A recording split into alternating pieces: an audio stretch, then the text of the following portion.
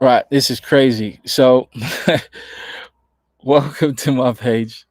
That is so mad. So, the whole time I have just been sitting down, speaking to no one for the past, I don't know, 15 minutes.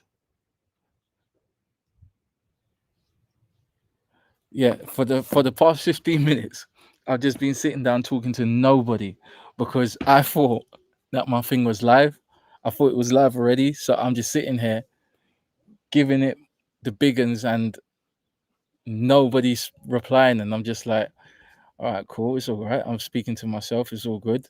But that was just because I wasn't live. I didn't even click the live thing. But it's all good. Big up to the people that are just coming through now. I definitely didn't know that I wasn't live. This is how you know this is my first time. But it is what it is. So obviously we're here to talk about Liverpool, of course, and talk about how um, Alexander Arnold. Look at that. Still thinking of our greatest back, Alexander Isak, could be going to Liverpool for free. Now I've seen this on TikTok, right? So I don't know how real, how true this is. However, um, I'm not sure if I can play this, but I'm going to play it anyway. And you can do whatever you want with it and see how it goes. So I'm going to play this for you right now and let me know what you think.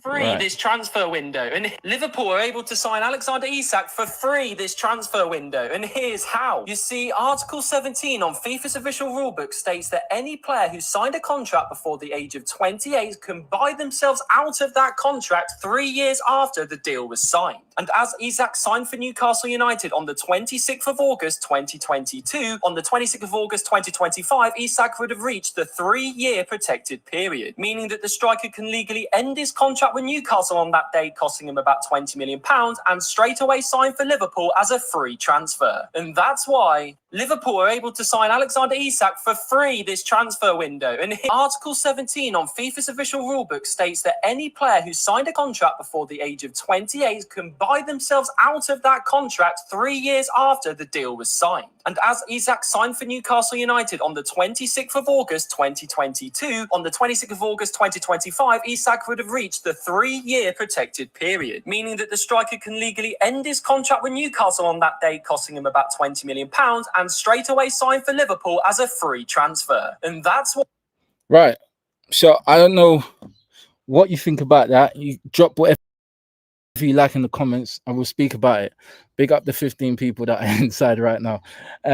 So I don't know if you've heard that already.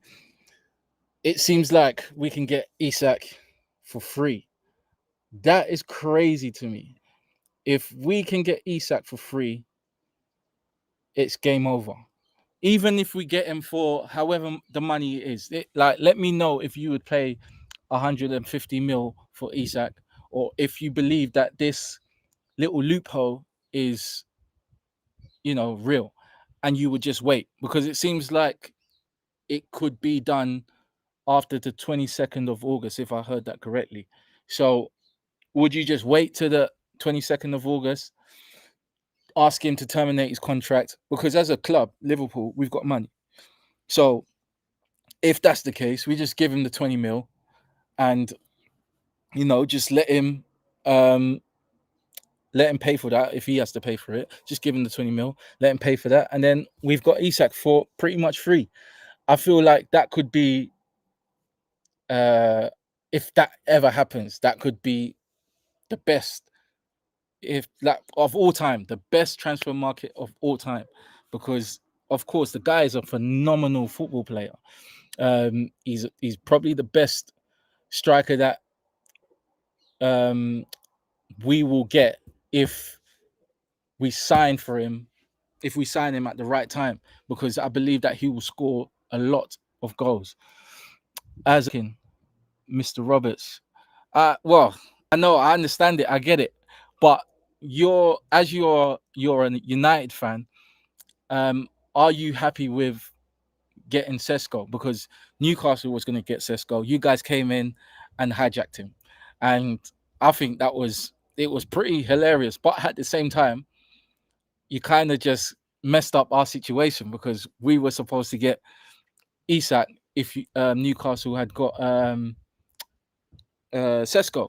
But of course, Manchester United don't want us to get Isak. So I understand your pain. I understand that as a United fan, if you think that this is shocking, big up Roberts for coming through anyway. But I was saying before, like to the, the amount of people that was not unlike speaking to myself, I was saying that I feel like with Alexander Isak, I feel like Liverpool can be taken to the next level, and there is a next level. We are already champions of the Premier League without a striker. Really, we didn't play with a striker. We played Nunez played now and again, and he scored very important goals. I'm actually sad to see Nunez leave, to be honest, but he scored important goals, and he helped us pretty much win the Premier League with the goals that he scored. But we need an out and out striker. Like, we've got EKITIKE, but he can also play on the left.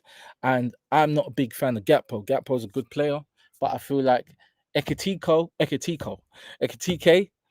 Wirtz, Alexander Isak, and Mohamed Salah will break records. They will break the Premier League, and it will be very scary for a lot of people. And I think a lot of people can agree with me on that. Of course, I have to say this because this is my first podcast, my first live stream. So, of course, please support the page, share the page, like the page, comment on the page, keep, circulating the thing, rebroadcast if you can. Ask me some questions because I can see there's 22 people in here. So don't leave me out here hanging, speaking to myself. Let's have a conversation. Let's talk about football. Ask me some opinions that you want to know about, and we can share the conversation and have some fun. It's a good move. Let's wait and see. Yeah, let's wait and see. I would like to see what happens when if we get Alexander Isak, because it's not a normal striker. It's not a normal transaction. It's definitely not a normal transfer market at the moment. Do you have what's your views on Wirtz? If you're still here, Roberts, what's your views on Wirtz? Because I feel like we've actually got an absolute beast of a player right now. I'm just also waiting on a friend to come online with me. Hopefully he comes on. Hopefully he's not too shy. Because then, we can conversate both and share views on what we think was going to happen in the season. Does anyone want to tell me where they think Liverpool, Arsenal, Chelsea, Manchester United, Man City, and even Newcastle will end up this season? I would love to see your views on that.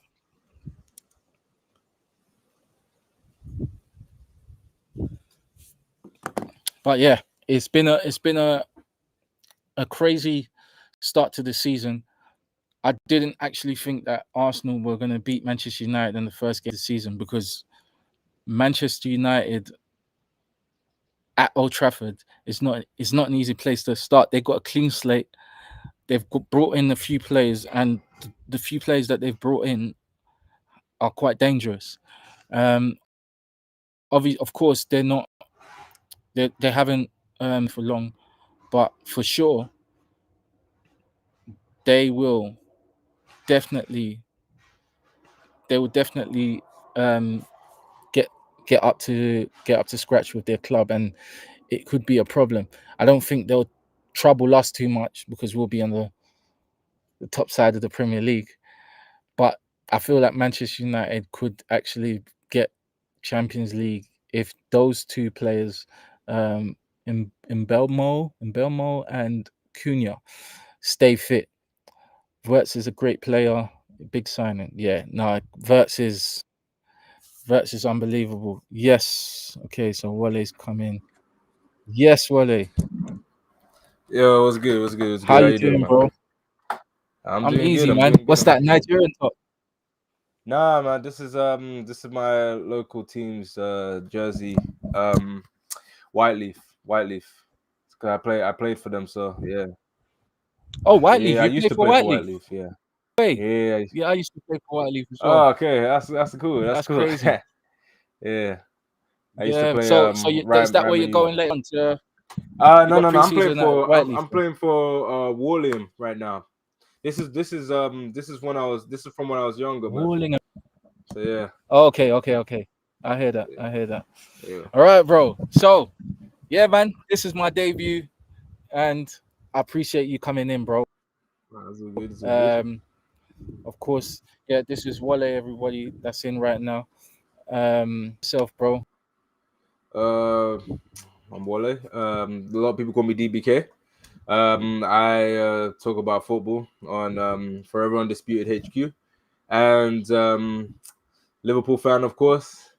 I play football, striker, and yeah, I make short films as well. So that's pretty much it for me, man. I don't really do much outside of the stuff I just listed. But yeah, man, let's talk about this Isak situation and see what's going on, because this is dragging. Yeah, man. It's drag. I'm actually sick and tired of this at this point. It is dragging. You're right. Definitely. So I was just saying earlier that when we come across that little thing that we saw on TikTok about Isak potentially being purchased for free, if he can pay out his contract for, was it like 20 million? Obviously, I'm not sure how true. I'm not gonna lie. If that was true, what's your we should have done that ages ago. We should have done that ages ago. Oh man, Newcastle would be livid. Right? But if that was true, we should for sure. But doesn't it say there's a time that he can buy himself out from? Like it said 22nd of August. So I'm assuming that he would have had to wait till 22nd of August before he could do that. Or am I wrong? I don't. This is the first time I'm hearing of this. Like, if that's the case, then at the end of the day, Liverpool are going to be very calm and patient with the situation. And if we're able to get Isak on a cheap, then it's going to make Newcastle look stupid. And if Newcastle are aware of stuff like this, if you're them, the smart thing to do is to just let him go. Find a striker, let him go. Pay the 60 million sure. that Bradford want for Wisa, which, by the way, it makes sense. He's 26, he's 28 years old. He scored like 3 less goals than Isak in the league, and he's 3 years older than Isak. So if you think Isak's 150, then 60 million should be a no-brainer. It should be a no-brainer, but you know how these clubs are. Right. They're trying to act like the situations are different. When Wisa's blacking out his profile, unfollowing his team, and they're trying to dress it up to be okay. And then you got Rasmus Højlund, who wants to stay, and his club is forcing him out. Yeah, which is crazy, man. It's quite shocking that Newcastle feel like they could with this Wisa and Isak both have the same situation pretty much, and I don't know why it feels like they're saying Wisa's situation because it affects him and it's allowed. It's basically allowed in a positive way. It's just football club. It's just fans being fans. At the end of the day, there's a pecking order in football. If you're, I've said this to people. Big clubs don't force players to stay. They don't. If Newcastle want to act like a big club, you don't force them to stay. When Diaz wanted to leave, because we didn't want to sell Diaz. When Diaz wanted to leave, we let him go.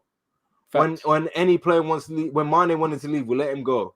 When any player that Pep wants to keep and they want to go, he lets them go. He didn't want to sell Alvarez. He let Alvarez go because Alvarez wanted to go. When you're a big club, you let players go because you know that this is how the sport works. Unhappy players, we ain't got time for that. We bring in a replacement. But small clubs, they're the clubs that hold players hostage. And Newcastle are proving that they aren't that big. Facts. They're not even bigger than Sunderland. If I'm being real, Sunderland have won league titles. They haven't. You have just killed Newcastle in the Sunderland space are of more 6 successful minutes, bruv. clubs outside of Newcastle. That's why they can't attract anybody. No one wants to join them. No one wants to join them. Oh my God. No, it's true still, because Newcastle, Sunderland, sorry, they've gone crazy in the transfer market. Every time I'm having a look, they bought one player, next player. They've actually secured a solid 11, and their derby is going to be unreal. I think it's going to be great. But that leads me to Newcastle versus Liverpool. How do you feel Well, that's gonna be a it's tough going to game. go? Do you feel like that's gonna be hard? It's gonna be a hard. It's going to be a tough game, right? Here's why things didn't happen. Do you before the any sort of analysis of the game, right? Do you feel like Alexander Isak or Gehi will be signed before that game? Gehi maybe, Isak probably not. I think a lot of part of the reason to hold up is they didn't want Isak to play against them. They probably didn't want him to play against them. So you hold him up, you slow down the deal, you try and see if you can force him. Because people are not acting like there isn't a scenario where Newcastle can try and stiff arm Isak to stay and the window shuts and they still have him. That's a possibility. They could because if you look at how they're handling things, they don't look like a team that's actually trying to sign a striker. I just can't remember the time. Jackson wants to leave. They haven't done anything with him. Makes no sense. What else is there? You got all these other players they link with. They haven't done anything. They're just holding firm interest. We saw no urgency there. They said we will not be held to ransom when they're trying to hold Liverpool to ransom, which is crazy. They're not doing enough to show that they want to get a striker. They're not doing enough. But the thing that people need to understand is that they really don't want to sell him. And they're like the guy that gets his first attractive woman and they're trying to beg her to stay when she wants to leave. Bro, oh my God. I can't believe you just said that. Because that is my analogy. I swear to you. Every time when I'm seeing Newcastle fans, I'm just like, bro, if she says she wants to be with another man, why are you still begging her? But this goes back to what I said earlier. Yeah, big clubs don't do this. Guys that get women don't do this. They know there's another one coming around. They have the mentality on the way. That they're like buses, man. If you miss one, the next one comes in 10 minutes. Hey, see me, yeah. I'm not gonna say nothing about the bus thing. That's hey, you. I'm just saying. If someone don't want to be with you, you know there's another one around the corner. There's always an attractive chick. If it's the personality, then that's a whole different ballgame. But if you talk about just looks, there's always good looking women. And that's what Newcastle would realize. They're a club that have had Alan Shearer. Andy Carroll was good for them. They're Demba Ba, Pape Cisse. You guys have always had good people that can do a good job up front. Even the likes of Shola Amiobi did a decent job for them. Yeah. They've always had good people. But like I said, they're acting like this is their first attractive woman. And they don't know how to act. They're trying to do everything they can to stay. They've disrespected them. They've cheated on them. They still want them to stay. They're still begging them to stay. When they're showing all the signs that they want to go. And that's the problem that they're having right now. And at the end of the day, what it boils down to is this is going to make our game have a bit more of a backstory, and it's going to make it harder because Newcastle, from what I've been told, I didn't watch their game, that their midfield is still really good. they just can't score. Oh yeah. So that's going to be tough for us, man, because we're still trying to find our right midfield combination, especially for the fact that we have a traditional 10 and we don't have a traditional 6. So it's going to be very interesting to see what the combination is going to be when the game comes around, because that's going to be a tough one. As much as I've disrespected Newcastle now, don't get it wrong. They're going to be a hard team to beat. They're not going to be easy. Sure. So for sure. But yeah, I'm confident that we can do the job. I think it's going to be a tough game, and I do expect us to try to do everything we can to get it over the line. Perfect. So, what would you say the score line is going to be? Probably going to be like a 2-1 or 1-0. I wouldn't be surprised if 2-1. Newcastle score, and then we try and we crawl back, because I've had this narrative, and I've been saying this to people. Yeah, I'm not worried about the performances with a team that has changed drastically compared to last season. I just want the result to be a win. The performances are going to come. Just get through this rocky part where everybody's trying to adjust. The biggest thing, and people keep saying that we need to sign players. We need to sign DM. DM's cool, but our structure is all over the place. Players are just not in the right position. I'm seeing Joe Gomez too far up, Robertson too far up, and we're in a 2v4 situation. I was telling people about the second Semenyo goal. Regardless of what happens, you've played football, I've played football. In that situation, if they do not have a clear chance on goal, that is on Semenyo, because he had a situation where he had 3 people to the left, and Van Dijk and Konate were just there in front of him. So the two options was you either go to him and force him to make the pass where someone's one-on-one with Alisson, which depending on who they are, they could still score, or you try and back up and try and force Semenyo to try and go alone. Yeah. They kind of didn't really do anything and just let him do whatever he wanted to do. And he took that shot and he obviously executed it in a great fashion. And I feel like we've started well in games, but the issue that we've had is our substitutions have not been the best, because we depth-wise have gotten worse. As much as people hate Nunes, Nunes is a vocal point. We don't have a vocal point no more. As much as people had their differences with Diaz was another option. And obviously the unfortunate passing of Jota, we've been weakened from an attacking front. If you add that Chiesa can have a bigger role this season and be able to get back into rhythm and show what he did, because the final season of Chiesa was at Juventus was still dribbling and showing a lot of sharpness. I always say this: people do not get worse. They're just not as fit as they used to be. And Chiesa needs to build that fitness up. And once he builds that fitness up, maybe he can offer us something on the wing. And then with Rio, which a lot of people have been shouting about, I don't know what his role is going to be in this team, because he hasn't played a single minute so far. And same with Trey Nyoni, who hasn't played a minute as well. So what it boils down to is Liverpool gotten worse depth-wise.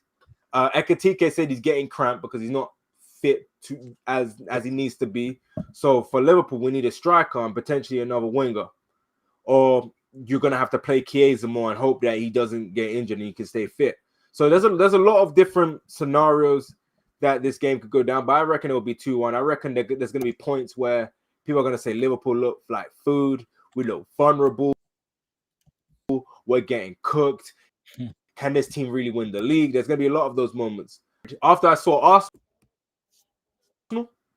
and how they performed against Man United, they're not even creating any chances for Gyökeres. And City as well. Everybody's vulnerable. Chelsea, they don't look like they can score. Everybody's vulnerable.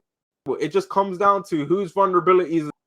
That's what it's going to come down to this season. But I do think it'll be a 2-1. I do think probably EKITIKE is going to score in. And I do think it'll probably EKITIKE get, or even a Wirtz. I reckon Wirtz is going to have a good game. And it's very important to have a good game. I was gonna get onto Wirtz. I was gonna get onto Wirtz because Wirtz is my favorite midfielder in a very long time. I'm talking a lot of players. Like that dude is. That was with me with Thiago. That was me with Thiago. That's what. Yeah. Thiago. Well, Thiago. Thiago's another one, bro. He just everything just looks elegant. It looks special when he touched the ball, when he passed the ball, when he moves with the ball. Football poach. Yeah, that's it. But the thing is, I've seen this, like, I always, when I watch football, I always, like, especially with Liverpool, I just look at our players very closely. And when I look at Wirtz, I just feel like there's some sort of, I don't know if it's his attitude or if he just feels like, I don't know, maybe it could be the fact that he's just got here. So he's just, I don't know, he's not really up for it. He has this kind of aura right now where relaxed. it's just like, yeah, it's way too relaxed. It's almost like when he gets tackled, it's because he's just not really like alert. He's not looked around, sort of thing. He's just I don't know how to explain it. He's just been pushed over from the back. I get what you mean. I noticed a bit against Palace where you see glimpses. Yeah. But I feel like it's more so down to the fact that everything's just fast for him.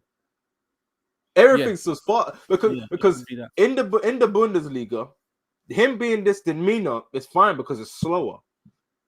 The thing that Wirtz needs to understand is he needs to speed up. So the reason why it looks relaxed is because he's just reacting slow. And everybody's moving fast. He just needs to speed up his play. And I feel like he will do that. And I feel like he's gonna do that.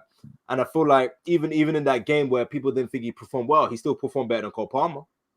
In that he did in the Chelsea game, he still performed better than those other people, and he still almost scored a goal, which narrowly went wide. So for him, he just needs to speed up. Sometimes, as a player, the reason why you're getting cooked on the ball is because you're moving too slow.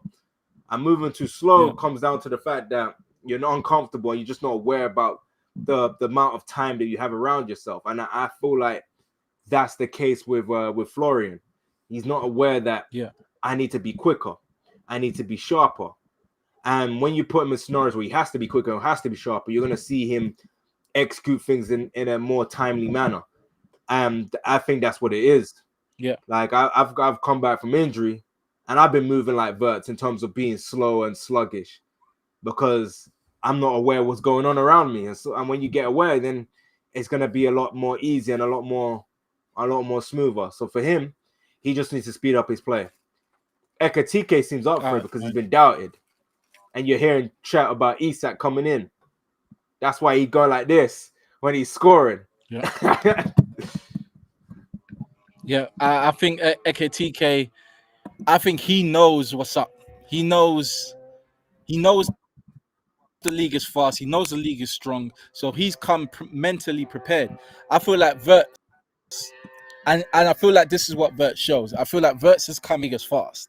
Yeah, the league is this and that, but I'm Wirtz, bro. Yeah, you're on that arrogant for me. Yeah. I feel like that's how he's come into it, and then he's been shocked a few times, but at the same time, it hasn't been anything crazy. He hasn't been stopped from doing crazy shit. He's just been caught from behind, which happens in the German league anyway. And it's not like he's consistently dribbling players every single time he gets these one-on-ones. He's going to lose the ball. He's going to make a few, but it's just about the way he looks when he does it. It just feels like I saw there was one next time I get the he did a 1-2 and he ran through like 3-4 people. I'm like, damn, it's like it's a light switch where he's turning it on and then turning it back off. And even with some passes where like the pass where EKITIKE smashed it wide against Palace, like everything is so smooth. Like he threads the ball through and it just goes boom, like to his feet. It's crazy. It's absolutely crazy. That one where when EKITIKE hit with his left foot over in the Community Shield. Yeah. Was it the Community Shield? Yeah, it was. When Wirtz done a few touches with whoever it was on the left, I think maybe he just drilled it on the ground, cutting the grass with his left foot. And I just thought, what? How do you just do that without even there's no, he didn't run up to it. He was right there. The ball was right underneath him, and he just licked it, and it just went straight into Ekitike's feet. Players like that don't come often. He's got that Kevin De Bruyne energy.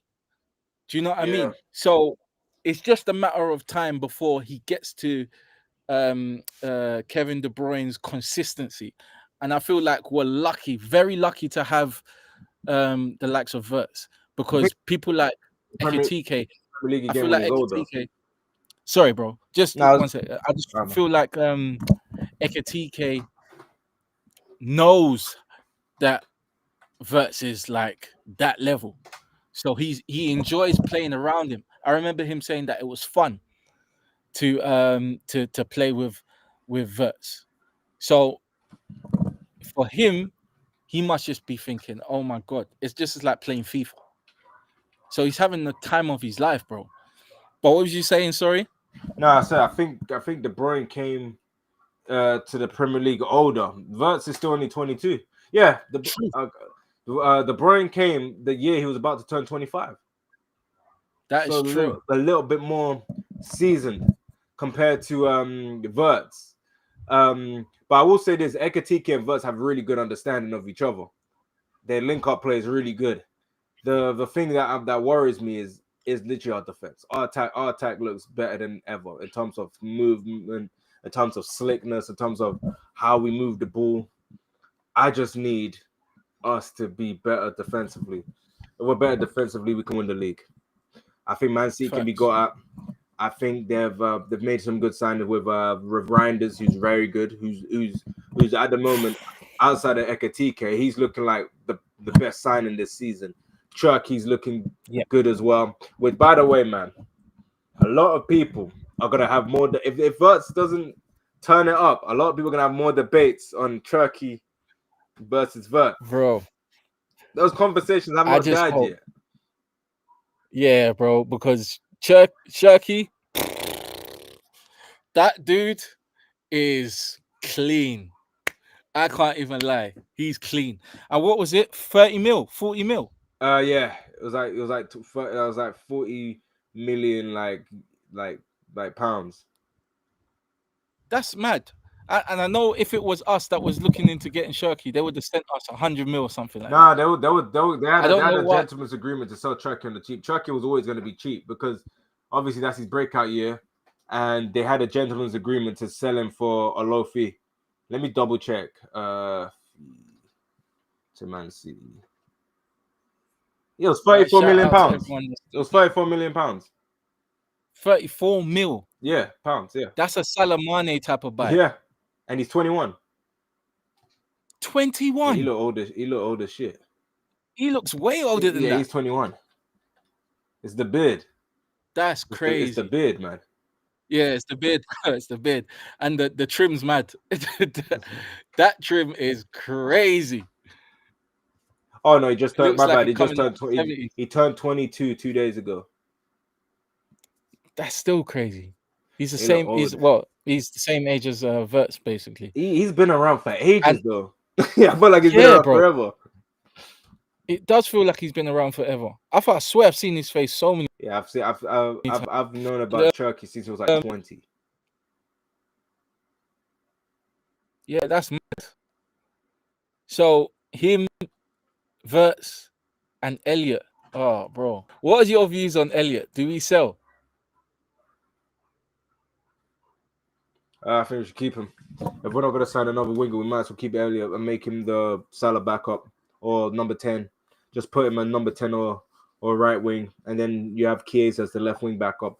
If Chiesa can get enough minutes and he can play consistently, he could actually displace Gakpo. Best version of Chiesa is better than Gakpo. Best version of Chiesa is better than Gakpo. He's a better finisher than Gakpo, more explosive. Yeah. That's a fact. It's just, I don't know, with Elliot. But now you say it, that we need players. We need players. We can't. Wait, you wanted to sell him? Bro, I wanted to let that guy go. I wanted to let that guy. You sound like me with Curtis Jones. Oh, Oh, Curtis Jones, don't get me. But do you know what? Oh man. But I hated the fact that he holds onto the ball too long. Joe, he will hold the ball for 25 years, bro. And then he will hold onto it until he loses it. It don't make He will any hold sense. onto it until he loses it. We're moving. When it gets to Jones, he wants to do one 360 turn before he passes the ball, bro. He will try to do that 2 times in a row before he lets that ball go. And I don't understand it. I feel like he thinks he's better than he actually is. And what's crazy is that before he got into the first team, I thought this dude was going to be unbelievable. I couldn't even believe the type of play that we had in the youth setup. I thought this guy is going to be mad.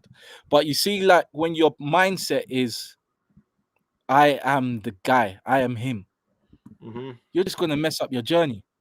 Because like not everybody is Zlatan. Not everybody is Cristiano Ronaldo. Those people back up that sort of personality. Even Ronaldo's got a bit of humbleness, and Zlatan, he's got a bit, a bit of humbleness about him, because he doesn't. The only reason why Zlatan and Cristiano can talk the way how they do is because they've got the numbers, the trophies behind what they do. You're coming from the youth setup, bro. You ain't got no trophies like them, and you're moving like you're gonna say you got you're the main guy. You're gonna say you got 2 Premier Leagues. You're gonna say you got 2 Premier Leagues. Yeah, but you didn't really contribute like that. Hey man, Brewster still went to the barbershop with that UCL man though. Oh man, it's crazy. It's crazy, bro. But at the same time, there has been moments. There has been beautiful moments that this dude has showed up. I'm not gonna lie. There's been times where everyone just goes, "Oh snap! Do you know what? Jones played good today. You know, Jones is on form." Like I would play Jones, right now. But now we've got the team that we have. Jones shouldn't be like. I don't like him really in double pivot. I think he can play the double pivot, but I don't like him because of his personality in the double pivot. Because those areas, you don't want someone that holds onto the ball too long. You want someone that's going to progress the ball quicker. There's certain areas you don't hold onto the ball and dwell on the ball and go left and then go right. Someone's open, you ignore them, and you still hold on to the ball until you finally lose the ball. I don't like him in those areas. I feel like the issue that we have is if I see against Newcastle that we dominate Newcastle and the man of the match is Ryan Gravenberch, I am concerned because I've seen Ryan Gravenberch in the later half of the season. He fell off. If Ryan Gravenberch is our glue and we can only play well and look solid when he's there, we need to sign a midfielder. Whether it's Adam Walton, whether it's Baleba, even though I feel Baleba would be good for us for the physicality more than the Adam Walton. Because outside of Soboslai is literally in the team for physicality at this point because our players are not physical. So getting a Baleba will give us another room for physicality plus the on the ball ability as well. But even if you get someone like an Adam Walton, it gives Gravenberch less pressure to succeed. Like you can give Palace Jones. Jones will do well at Palace. I'll give them 45 million and Curtis Jones. Yep, he will do well at Palace. So for me personally, if I see that the midfield drastically changes with Gravenberch, then I'm concerned because now I know we need a midfielder. Yeah. Like it's funny because we signed so many players and we still need like 3 or 4 players. Bro, it's crazy. It's crazy. And like it's I don't know. I feel like with Arne Slot, he's got this thing, where that Klopp had. Klopp was very, very notorious for his loyalty to some dead wood players, and that used to annoy me so much. Even though he brought the best out of the dead wood players, instead of just giving people, even though we didn't have much, flair and players that can game changers. We didn't have much. That's true, but we had many players that were dead wood, and it kept he kept going for them. Firmino was finished. Unfortunately, he was going downwards towards the end of his career. When Firmino was at his peak, all day Firmino should be the first player on the sheet. But towards the end, when Firmino just couldn't really do it anymore, he kept being played. And I was just like, bro, why do you keep going for Firmino? And this is what's happening with Endo. Arne Slot is doing the same thing with Endo. But the problem is, I'm gonna be real. I don't think Slot rates Endo. I think Slot sees Endo as a guy that you can just throw and he can run down the clock. The problem with Endo is you can't play Endo right back. You can't, bro. You can't play Endo full stop. You can't play Endo full stop. I do feel like there's some games where you can play Endo, but like against teams that are very physical, I wouldn't play Endo because Endo would get bullied. Remember Endo's debut against Newcastle, where he got bullied. Bro, he got bullied. The funny thing about Endo is Endo plays better against the big teams than the small teams. Because the big teams are more technical, he can get stuck in. That's true. But against your Palaces, your bottom half teams where they're more rough out, he can't do that. That's why Endo's best performance was against. They're all big. They're all bigger than him as well. And so Endo ain't the ideal 6, but like I said, this is the team he's dealt with. And the thing about Slot is because of the awareness of what Gravenberch has done, they feel like we don't need a 6. To me, you need a 6 because you went for Zubimendi. You went for Zubimendi and you never found an alternative. So to me, even though Gravenberch has done his thing, you still need a Zubimendi. You still need a 6 or a player like that. But Slot has to use the squad he has. We don't have anybody. We don't have our midfield depth is trash. That's a fact. That is a fact. I don't know. I don't even know who's out there for us to go and get. And I don't know if we're gonna right now nobody. Unless you're going Alan Varela or a or you just go to Palace and just offer them 60 mil for Adam Wharton and see what happens. I would go for Wharton.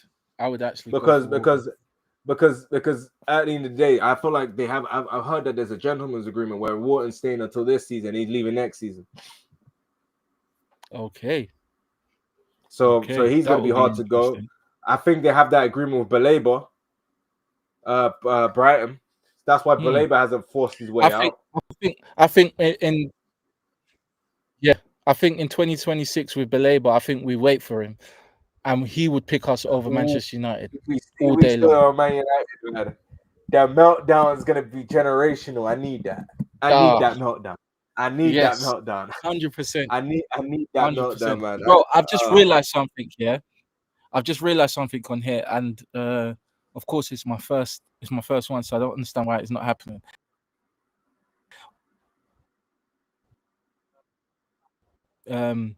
People are in type.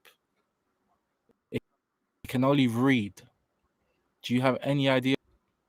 Zubimendi is a deep line playmaker, and if you think our midfield depth is trash, then you have no. Okay, let me address that comment. I want to address that comment. So I can't see it. I can see it. It just came through. Liverpool. Okay, let me address that comment. Zubimendi is a deep line playmaker. That is very true. But Zubimendi has been recognized and even sees himself as a number 6. You are not wrong. In terms of midfield depth, I mean our midfield depth is trash in terms of a number 6. I'm not talking about us having. If we talk about bodies, we have bodies. No one's discussing about bodies. If you're talking about the fact that Slot's saying the reason why we're open is down to one player being missing, then you don't have depth. That's what Slot said.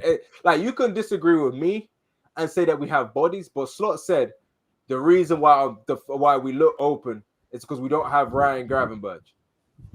And when you say stuff like that, you're telling me that we're going to be more defensively solid when Ryan Gravenberch comes back, which is fine. But that tells me we need better in quality. If you talk about from a number standpoint, we have a lot of midfielders in terms of numbers. We've got Endo, we got Curtis Jones, we got Ryan Gravenberch, we got Dominic Szoboszlai, we got McAllister.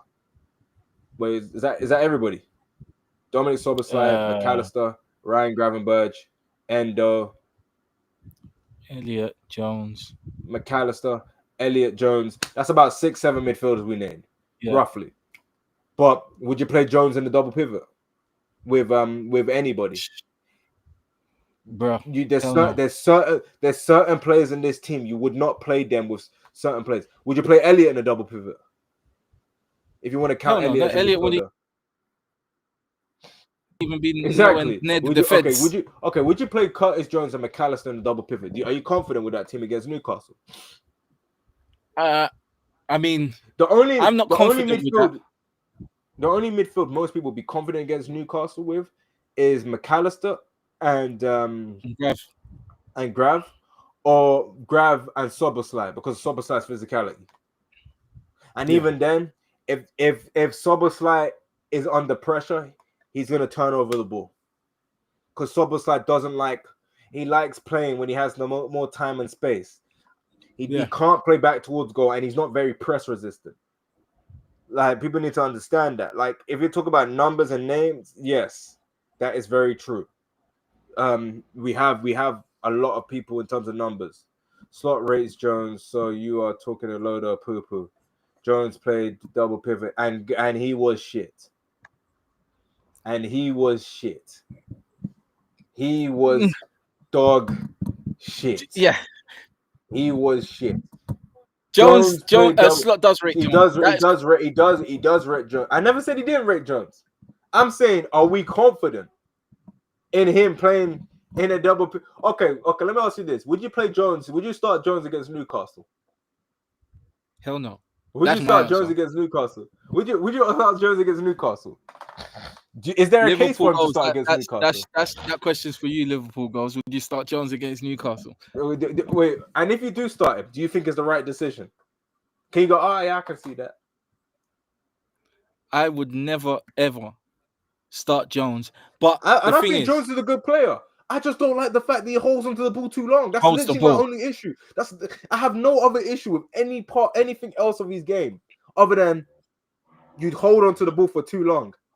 Yeah, that's literally it. And my other thing is that he just doesn't know how to shoot. I feel like his technique in shooting is like how mine was when I was like 12. It's like I didn't. Do you know? No, like, no, I'm being deadly serious. Damn. I'm not even joking. I didn't know how to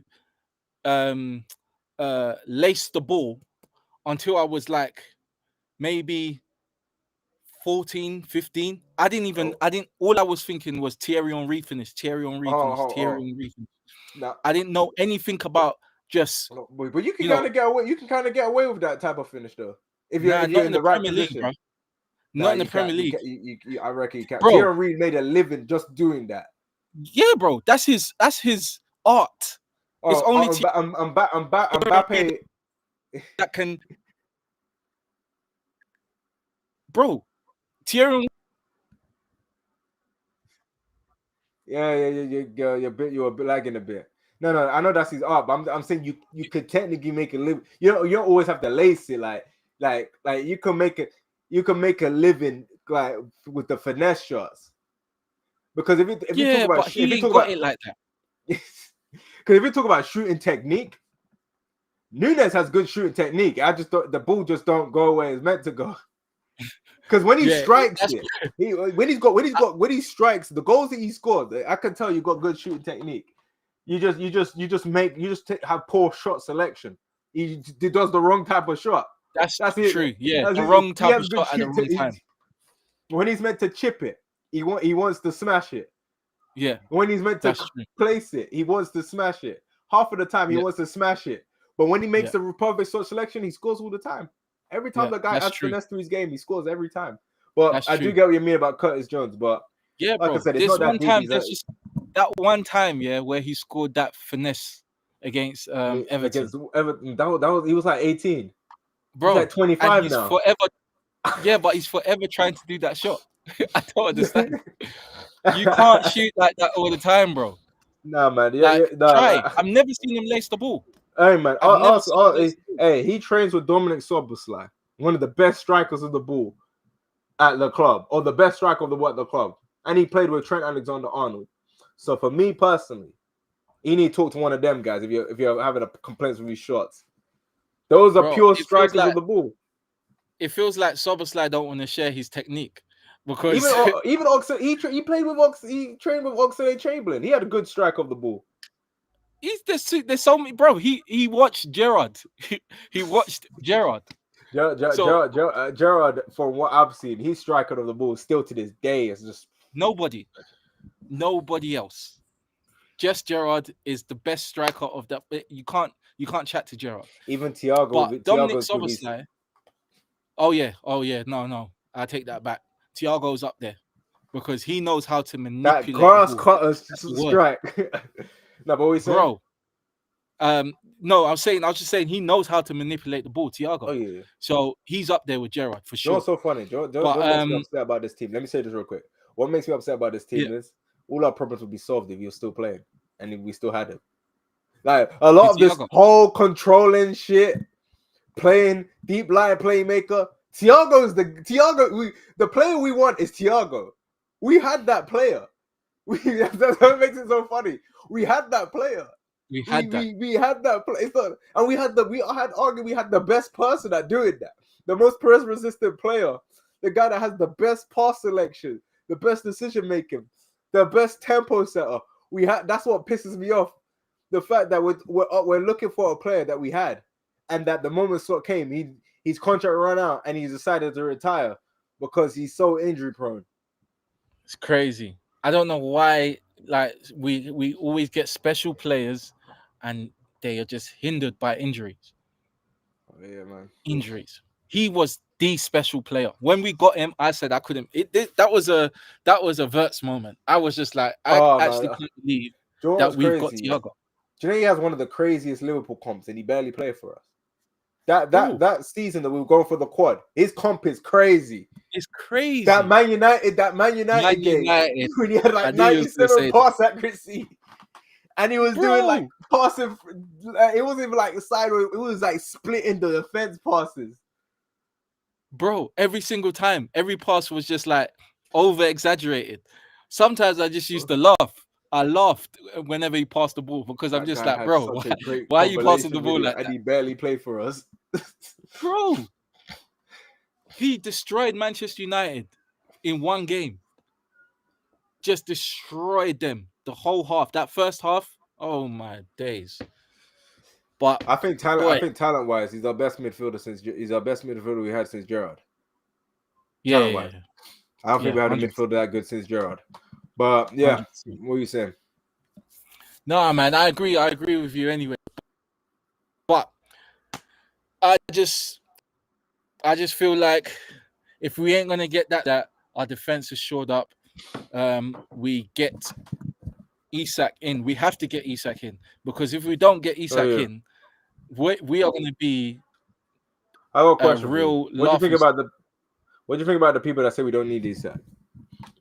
We can't be a laugher. It's not our fault. It's not our fault. I agree with that as well. I was like, you do realize we have one striker. Like, I actually people don't understand. When I say we say, oh, you got EKITIKE, I said, you do realize we have one striker. I hate when people say that. I remember when like we had Mane and we were going for Diaz, and people were like, we don't need Diaz, we have Mane. Bro, Mane is gone now. Mane is not here, and Diaz is gone too.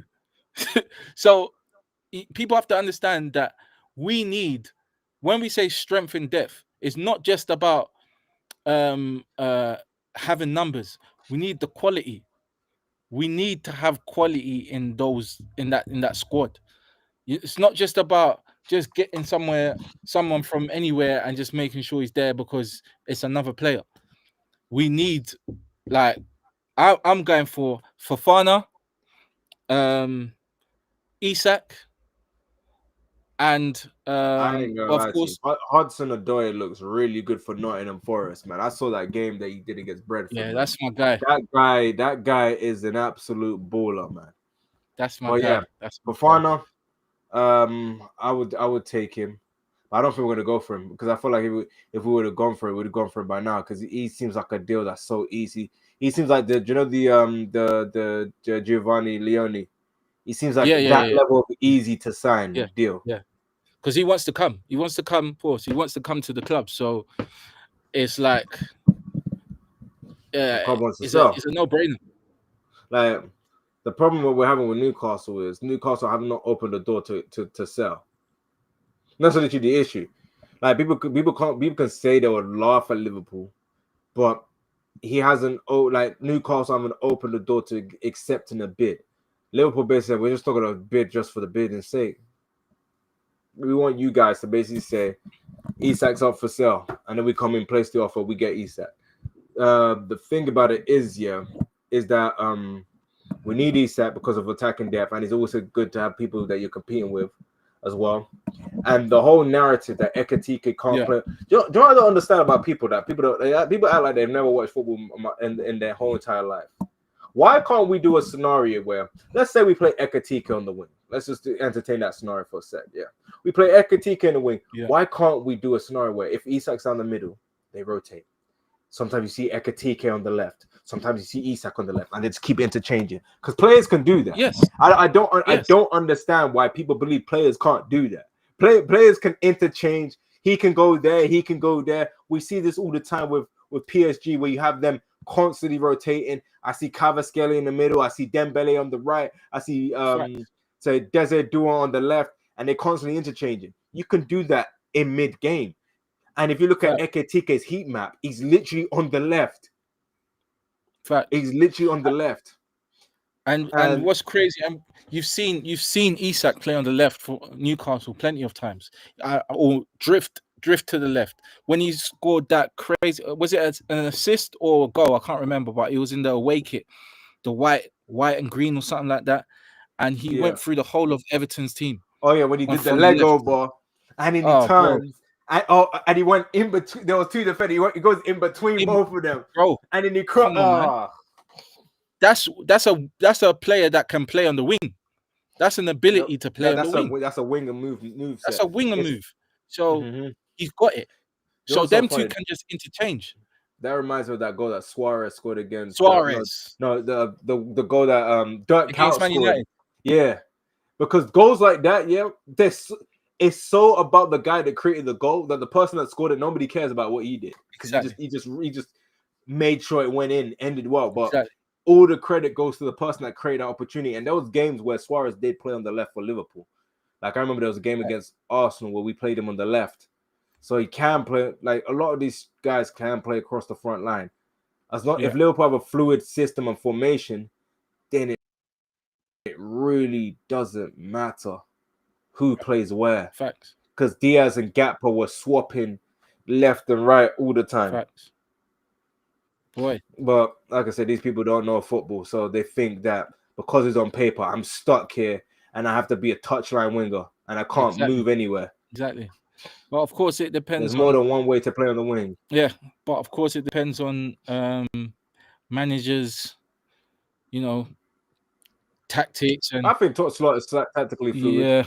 He's not like a Pep Guardiola where he says, stay here. And if you move, man, you're not playing. Facts. He's not like that. So, and gladly, he's not like that. Wirtz has a free role, so he'll be popping up in so many different places. I feel like he's going to score on Monday. I feel like Wirtz is going to score. I hope you're right, man. Yeah. I ain't put money on that, but I hope you're right. They're going to get me if it's wrong. Snap. I don't know who cares if Liverpool still win. Yeah, man. If he puts on the disaster class and we lose, and then there's a whole different ball game. All right. Well, before we go, I'd just like to say thank you for showing up. I can see quite a few people. That's all good. For showing up. And of course, my boy, DBK, has come through. I appreciate you, my bro.